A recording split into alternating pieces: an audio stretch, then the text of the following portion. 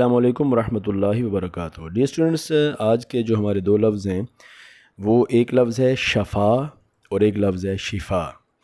اصل میں ہم اس لفظ کو وہاں استعمال کرتے ہیں جب ہم کسی کو دعا دے رہے ہوتے ہیں۔ جب کوئی بندہ بیمار ہوتا ہے تو ہم اس کو دعا دیتے ہیں، اور دعا دیتے ہوئے ہم اس کو کیا کہہ رہے ہوتے ہیں کہ اللہ آپ کو شفا عطا فرمائے، ٹھیک ہے۔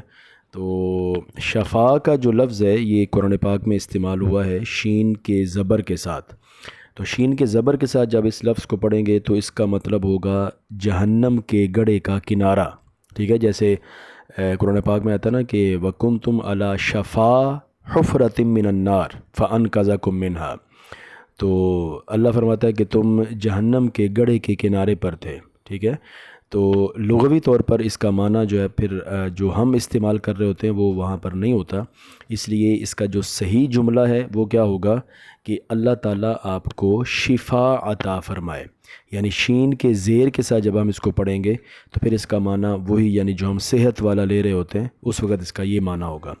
تو اس لیے آپ کوشش کریں کہ جب ہم اس جملے کو بولیں تو ہم کیسے کہیں کہ اللہ تعالیٰ آپ کو شفا عطا فرمائے، نہ کہ یہ کہ اللہ تعالیٰ آپ کو شفا عطا فرمائے، ٹھیک ہے۔ والسلام ورحمۃ اللہ وبرکاتہ۔